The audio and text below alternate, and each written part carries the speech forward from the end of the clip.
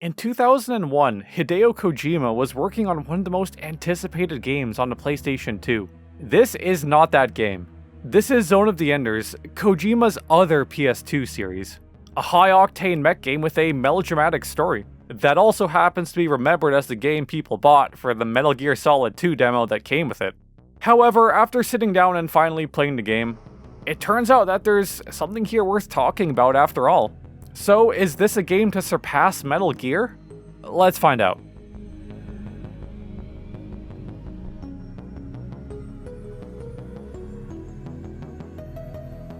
If you like retro reviews and video game essays, maybe consider subscribing. It helps out the channel immensely. Anyway, back to the video. Zone of the Enders was released in March 2001 and was developed and published by Konami. It was produced by Hideo Kojima, who oversaw the project and is often credited as the brainchild behind the series. And yeah, the game makes sure to highlight that fact, with a massive produced by Hideo Kojima credit appearing during the opening cutscene. The game itself was directed by Noriaki Okamura. He described the design goal as a kind of mecha anime simulator. Not a mech simulator in the traditional sense, but a game where you control a mech the way a hero of a mecha anime would, moving freely with just one stick. Zone of the Enders released as a full-priced game, shipped on 2 discs, and included a playable demo of Metal Gear Solid 2. By many accounts, the demo was the actual reason a lot of people bought the game in the first place. It wasn't just a small marketing bonus either. For months, it was the only playable Metal Gear Solid 2 content fans had access to. The combat is fast and generally feels pretty good, although rotating the camera can be incredibly slow and frustrating. Other than that, movement feels great. It's smooth, responsive, and holds up well when the action picks up during high-intensity fights. Despite the packed tutorials and how fast everything moves, the combat is actually a lot simpler than you might initially expect. Ranged attacks become relatively useless outside of boss fights, because they do less damage than melee and enemies will almost always block them. Because of that, combat gradually devolves into button mashing with melee attacks. In particular, you're going to spam the dash melee attack. It breaks guard and is pretty much your most powerful attack. But the bigger issue is that it eventually becomes the only attack that consistently works. Higher level enemies will start blocking almost everything except this one attack. So despite the combat having a decent amount of variety, you're pigeonholed into using the same move over and over again, which does wear down on the fun a bit. Secondary weapons don't help much either. Most of them are either incredibly weak, like the javelin, or functionally useless because enemies will almost always block your ranged attacks anyways. There isn't a niche utility to them either. Pulling one out feels like I'm doing a magic trick at a party. The lock-on system though is pretty useful and works well enough, especially during high-speed fights where you and the enemy are constantly chasing each other. You can switch between enemies fairly easily, and while I know some players have criticized the system, personally, I found it serviceable. Maybe it's because I've played too many Souls-likes and gotten used to lock-on systems. Relying heavily on it does squash some of the game's verticality though. You're technically fighting in a wide-open 3D space, but once you lock onto an enemy, it mostly becomes a linear fight between you and that one target. There are different enemy types, with some focusing more on melee, while others stick to ranged attacks. But there isn't a lot of variety. It also doesn't matter much when most of them can be handled by repeatedly smacking them down with the dash melee attack anyways. Even with those issues, combat is still very hectic and fast-paced. When everything is moving at full speed, it feels pretty cinematic. The bosses are decent enough. They have actual attack patterns that you need to dodge or react to, so you generally can't just brute force your way through them. They aren't especially hard either. I'd actually call them pretty fair. Their attacks are clearly telegraphed, and they aren't going to suddenly pull out some unfair move that you had no way of anticipating. Each boss is also unique, with its own gimmick, strategy, and fighting style. In practice though, you can usually handle them in a similar way. Dash around to avoid their attacks, then spray them with bullets whenever there's an opening. For the most part, they're ranged fights, and some bosses will actively prevent you from relying on melee.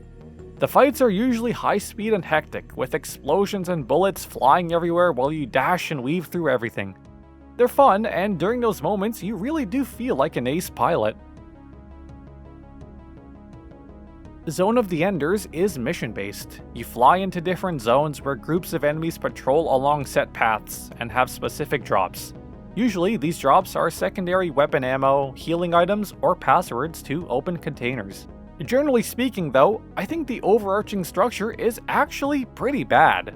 There's a lot of backtracking through older maps, usually because an objective has multiple steps that require you to revisit places you've already been to. What makes it worse is that the game doesn't always tell you where you're supposed to go. At one point, I had to collect 2 passwords to shut down an energy field, but the game didn't tell me where either password was located. I ended up wandering around until I eventually found them, which was genuinely annoying. The backtracking is made even more tedious because enemies respawn. More than likely, when you return to an older area, you're gonna have to deal with the same enemies again. Occasionally, you'll also get SOS alerts. These aren't mandatory, but you probably should complete them if you want the good ending. Certain buildings in the area have survivors inside, and you need to make sure these buildings aren't destroyed during combat. They're easy enough to deal with once you understand how they work, since you can usually just lure enemies away from the buildings and into more open areas. Early on, the game gives the impression that it's going to be more open-ended than it actually is. You have a large colony map that you can fly around with different maps and areas to visit. In the second half though, it mostly throws that structure out and devolves into a much more linear sequence. The mech designs are probably the biggest visual highlight, and that shouldn't be much of a surprise. They were done by Yoji Shinkawa, the same artist behind Metal Gear Solid's visual style, and the designs are easily some of the most memorable parts of the game. The environments though are much weaker. The level designs are pretty simplistic and feel like an afterthought compared to the mechs. I understand that this is a more vertical game, but damn, they're a bit of an eyesore. A lot of the areas are flat and low poly, and they feel more like open combat spaces than actual parts of a city. The character designs are decent enough. They honestly remind me of Reboot, if you've ever watched that show. The models are stiff and have that clay-like aesthetic, but considering how early this was in the PS2's life, they're fine for the era. The animations hold up a lot better, especially with the Jehuty. There's a wide range of movement animations depending on the direction you're traveling. And there are some cool moments where you lock into a sword fight with an enemy and clash blades. Those moments do a lot to sell the fantasy of being an ace mech pilot. The score was handled by an in-house team at Konami, with composers including Norihiko Hibino, Maki Kirioka, and Akihiro Honda. If Honda's name sounds similar, it's because he also worked on the Metal Gear Solid series. You can also hear some of that overlap in the soundtrack, which leans heavily into high-energy electronic and techno music. It fits the combat pretty well, especially when everything starts moving at full speed. The soundtrack isn't just high-energy music though. There are also softer, more somber tracks, often paired with emotionally loaded vocals. A lot of it sounds very much like an anime soundtrack from the early 2000s. The main theme, Kiss Me Sunlights, was also performed by a group called Heart of Air. The voice acting is fine for a game of its era. It can be a little stiff, but that tracks with a lot of PS2 launch window titles. Even when the performances are rough around the edges, there's still a real sense of feeling behind the delivery. The story is pretty typical for the genre. Leo Stenbuck is a young kid who gets forced into a war he wants nothing to do with. The standard reluctant hero trope. It's also a setup you see in a lot of mecha anime, including Evangelion, Iron-Blooded Orphans, and Eureka 7. The game begins on the space colony Antilia, where Leo is caught in the middle of an attack by the military force Barum. Early on, he watches his friends get brutally crushed by an enemy pilot. While trying to escape the destruction, he stumbles into a hangar containing the Jehuty, an advanced orbital frame. Leo accidentally falls into the Jehuty's cockpit and meets the mech's onboard AI, Ada. From there, he gets dragged into a conflict he barely understands, piloting an extremely powerful machine while trying to survive the attack and protect the people still trapped on the colony. Truth be told, Leo is pretty whiny and annoying at the beginning, but considering the circumstances, it's also understandable. He's a traumatized child who has suddenly been forced into the role of a soldier. something he actively rejects from the very beginning. He does undergo some significant development as the story goes on though. Leo continues piloting the Jehuty because, in the situation he's been thrown into, he's the only one capable of doing what needs to be done, and a lot of people are depending on him. He's a competent pilot, much more than Thunderheart, the pilot that was supposed to replace him, so even when he doesn't want the responsibility, he has to step up and continue the mission. A lot of this development also comes through his relationship with Ada. The two gradually form a bond, despite having very different ways of looking at things. Ada is much more pragmatic and cold-hearted, and she regularly questions Leo whenever he does something she considers illogical, like allowing a defeated enemy pilot to escape. Over time, they start learning from each other. Actions Ada once dismissed as illogical become things that she starts to understand as part of human nature. Leo's own beliefs are tested throughout the story as well. He remains firmly against killing anyone. Even when that belief is challenged, he refuses to abandon it. Viola, a returning villain, works as an interesting contrast to Leo. She's definitely evil, but she's also a product of war herself. After experiencing violence and loss, she decided that she would never allow herself to be weak again. And that eventually became her entire purpose in life, staying at the top of the food chain. Viola is what happens when you let the war and violence win. She's not really fighting for anything anymore. She's just a rabid animal getting dragged to the next war. Leo's whole arc is a refusal to become that. The story itself isn't especially original, but the character work does a lot of the heavy lifting.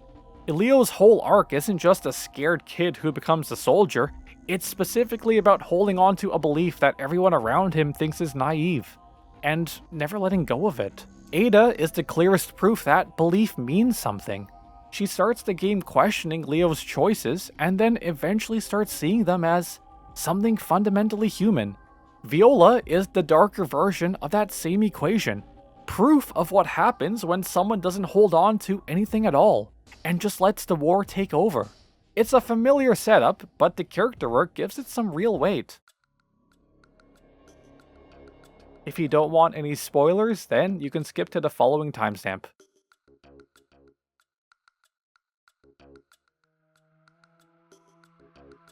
Along the way, we rescue Leo's friend Sylvise, who had been sheltering in a town under attack by Barum forces. She stays with Leo for the rest of the game and acts more as a moral anchor for him. She's idealistic and encourages Leo to step into the hero's role even when he's still reluctant to do so. Later on, we fight Viola, the pilot who killed Leo's friends at the beginning of the game. Despite being the more experienced pilot, Viola gets completely outclassed by Leo. She can't really accept that, and after losing, she tells Leo to kill her, which he refuses. Even after everything Viola has done, Leo still won't compromise the belief he's been holding onto for the entire game. We then meet Thunderheart, the pilot who's supposed to take over Leo's task, who ends up encouraging Leo to keep piloting the Jehuty instead. He openly admits that Leo is a much better pilot than he is, and has a much better chance of actually completing the mission. Leo still doesn't want to continue, but Sylvise encourages him to keep going. There's a tender moment where Sylvise tells Leo she's confident he'll protect her no matter what. Right before Viola shoots her in the back. Damn. Thunderheart promises to take Sylvise to safety, while Leo goes after Viola for a second fight. After disarming some bombs in a space tunnel, we finally get round 2. Leo defeats Viola again, but a stray bomb ends up blasting her out into space and pulling her towards the atmosphere of a nearby planet. And despite everything, Leo still tries to save her once again, but Viola refuses. I think part of that comes from the fact that Leo and Viola are essentially two different responses to the same thing. They've both been shaped by war and loss, but Leo refuses to let it turn him into what Viola became. Seeing that might force Viola to confront the possibility that maybe there was another path she could have taken. Maybe she could have made different choices. Maybe she didn't have to become the person she is. Whether she actually regrets what she's done or just second guesses herself in that moment, she ultimately lets herself go and burns up in orbit. After that, we finally come face to face with Barum's leader, Nomen, piloting Anubis, Jehuty's twin frame. Calling it a fight is generous though, because we mostly just get our shit kicked in. Leo manages to escape, and we continue the original mission of delivering Jehuty to the Atlantis. We learn that Jehuty's eventual purpose is to essentially act as a bomb inside a military facility. Leo protests, but Ada encourages Leo to live on. We then exit the Jehuty, reunite with Selvis, and then the credits roll. Yeah, the game just ends abruptly, just like that. It was so unexpected that it felt pretty jarring, actually. And that right there is probably my biggest issue with the whole game. It spends its final stretch building this emotional roller coaster. Leo's growth, the conflict with Viola, the introduction of Noman and Anubis, and then right as we reach the emotional climax, the ride gets cut short. It's a shame because there was real momentum and potential here. Zone of the Enders is a game I liked, but it's also one of the clearest examples of wasted potential I've seen so far on the backlog. Shinkawa's mech designs carry a strong visual identity, and Leo's contrast with Viola and his relationship with Ada gives a familiar story some real weight by the end. But the more I sat with it, the more it started to feel less like a finished game and more like a well-produced tech demo. Something built to show off what the PS2 could do, fitted with just enough story and combat to ship as a real title. The environments barely exist, the combat collapses into one attack you spam over and over, and the story, right as it's finally building to something, gets cut short. Maybe that's unfair, maybe I'm reading too much into an abrupt ending, but it's hard not to notice that this game shipped with the actual reason most people bought it, the Metal Gear Solid 2 demo. And I wonder how much of Zone of the Enders was actually meant to stand fully on its own. For me, Zone of the Enders gets a 7 out of 10. Died before it could fully take off, but for what little it got to say, I actually enjoyed it. And with that, the backlog counter drops to 679. Anyway, please like and subscribe if you enjoyed the content, as it helps out the channel immensely. I'm Azure, and as always, it's been a pleasure, and I'll see you all in the next episode. Peace out.